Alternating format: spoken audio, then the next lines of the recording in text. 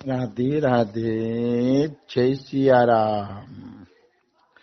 આપણે ગોવર્ધનના કૃષ્ણદાસ બાબાનું ચરિત્ર ચાલે છે. હા.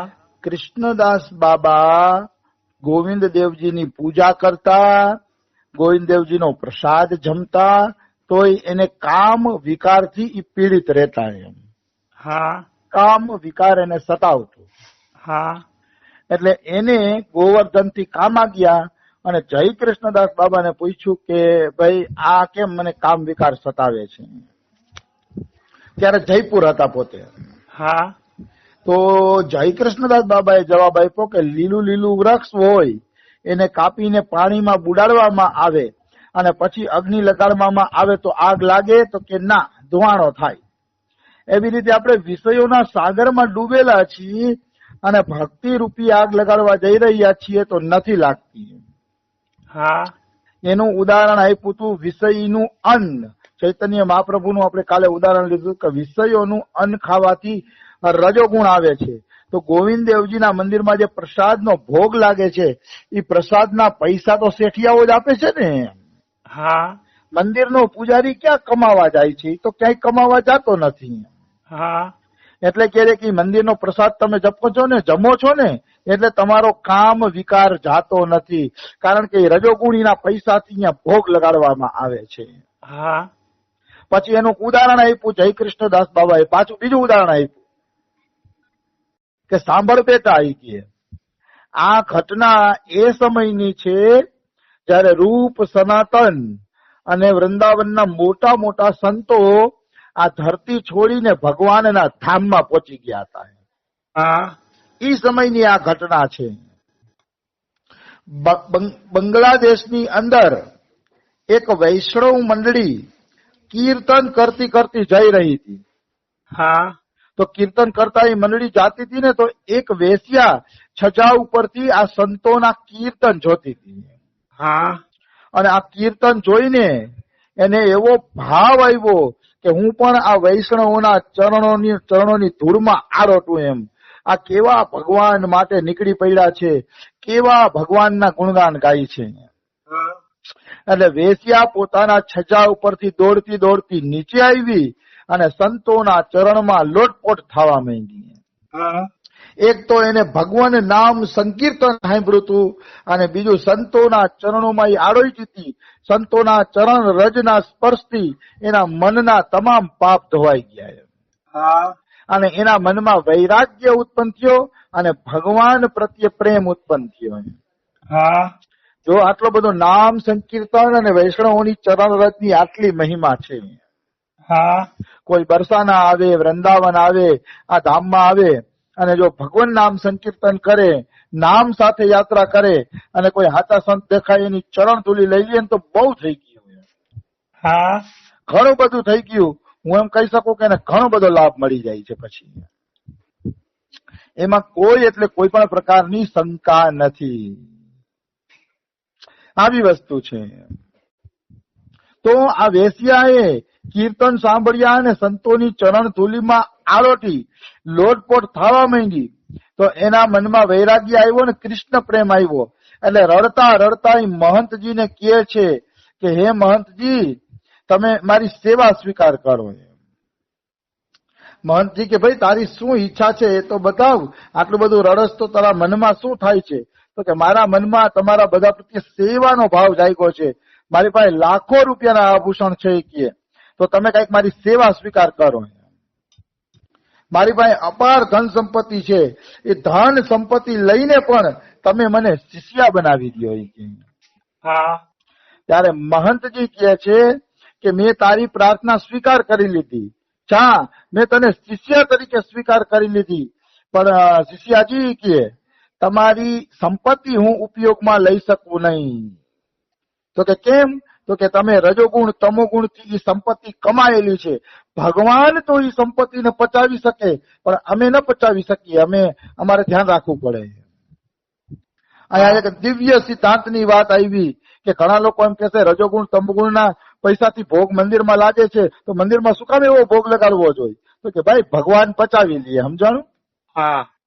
ભગવાન બધાયનું પચાવી શકે પણ મનુષ્ય બધાનું પચાવી શકતો નથી, કારણ કે એની અંદર એટલી તાકાત નથી. હા તો વેશ્યા કે તો મારી અપાર સંપત્તિનું શું, આ સંપત્તિ આટલી બધી છે એનું શું, મારે એને ક્યાં નાખવી? હા ત્યારે ઓલા સંતે એમ કીધું કે તું વૃંદાવન જા અને ગોવિંદજીના મંદિરમાં આ સંપત્તિ દાનમાં આપી દે, એનાથી ઠાકોર સેવા થઈ જશે. એટલે વેશ્યા વૃંદાવન આવી હા અને ગોવિંદ દેવજીના પૂજારીને કીધું કે લ્યો મારી સંપત્તિ ઠાકોર સેવામાં વાપરો. હા તો ગોવિંદ દેવજીના પૂજારીએ કીધું કે અમે તારું કઈ ગ્રહણ કરી શકીએ નહીં, કારણ કે તું વેશ્યા છો, તારું અન્ન ન લઈ શકીએ. આ પ્રાચીન જમાનાના સાધુઓની એક શું કે અદા હતી હા કે ઈ આવા ખોટા ખોટા કોઈના ધન લઈ ન લેતા. આજ તો મંદિરમાં તમે ગમે એ રીતે ધન ચડાવો, દારૂડિયો ચડાવે તો એને ખિસ્સા ભરી લેવા છે. બિલકુલ. આજ તો બીજી વાત જ નહીં, તમે કોણ છો, કેવી ના છો, કાંઈ નહીં, તમે રૂપિયા ધરો, બસ બીજી વાત નહીં. અત્યારે એવો જમાનો આવી ગયો છે. અને પેલાના જમાનામાં એ ઠાકોર સેવા કરતા ને તો ગણી ગણીને કરતા, કોનું ધન કેવું છે, સુંદર છે કે નહીં, આ તે જોતા અને પછી સેવા કરતા. હા આજની જેમ નહીં બેફામ રૂપિયા લૂંટી લેવા પબ્લિક પાસેથી ગમે એમ કરીને. અમારા રમેશ બાબા એટલે જ કેતા હતા કે 500 વર્ષ પહેલા આ વિગ્રહ બધા પૂજારી યારે વાત કરતા. 500 વર્ષ પહેલા આ જે બધા મૂર્તિ છે એ મૂર્તિ ભક્તો હારે વાતચીત કરતી. તો કે અત્યારે કેમ વાતચીત નથી કરતી? તો કે અત્યારે એટલે વાતચીત નથી કરતી કે પૂજારીની નજર થાળમાં છે, ભગવાન તરફ નથી. હા નજર થાળમાં છે, ભગવાન તરફ નથી, એટલે કોઈ ભગવાન અત્યારે વાત કરતું નથી. આવી વસ્તુ છે, સમજાણું?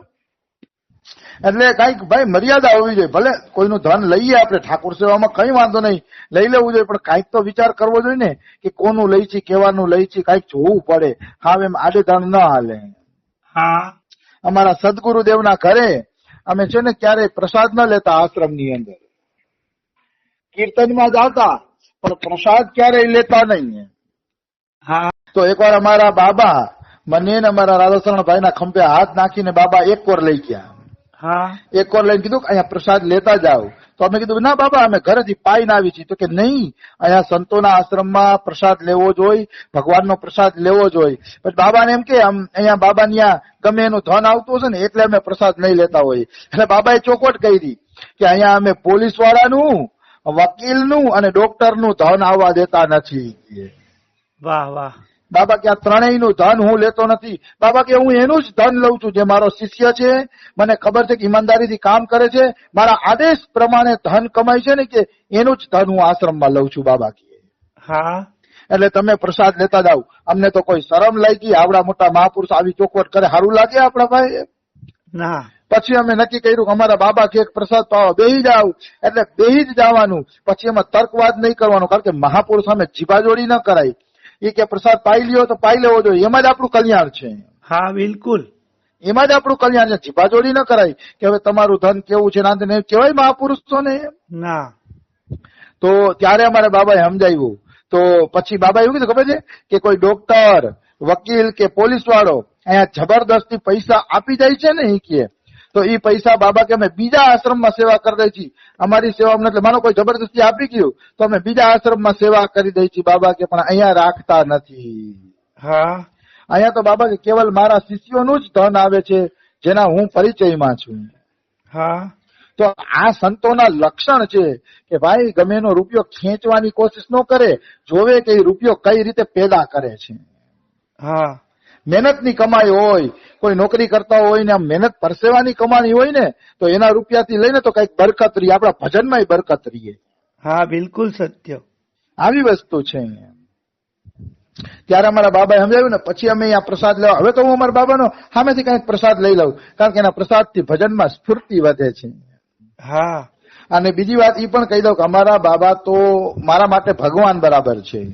હા કદાચ કોઈ ડોક્ટર, વકીલનો એ પૈસો લઈ લે ને તો એ ફિલ્ટર કરીને એને શુદ્ધ બનાવવાની તાકાત અમારા બાબામાં છે, એટલો મારો વિશ્વાસ છે. હા હાલાકી એ કોઈનો લેતા નથી, લે તો બીજે આપી દે છે, પણ કદાચ લઈ પણ લઈએ તો મને વિશ્વાસ છે કે અમારા બાબા ઈ કોટીના મહાપુરુષ છે કે એવાનો પૈસો પણ એ શુદ્ધ કરી, ફિલ્ટર કરી અને આપી શકે જેથી સાધકોને નુકસાન ન થાય. હા એટલી તાકાત અમારા બાબામાં છે એવો મારો પૂરો વિશ્વાસ છે. આવી વસ્તુ છે. એટલે ભજનમાં સ્ફૂર્તિ થવી જોઈએ, સમજાણે? ભજનમાં સ્ફૂર્તિ થાય ને એનું બધું ગ્રહણ કરવું જોઈએ. કોઈનું ગ્રહણ કરવાથી તમારું ભજન ઘટતું હોય તો ધીરે ધીરે એનું ઓછું કરી દેવું જોઈએ.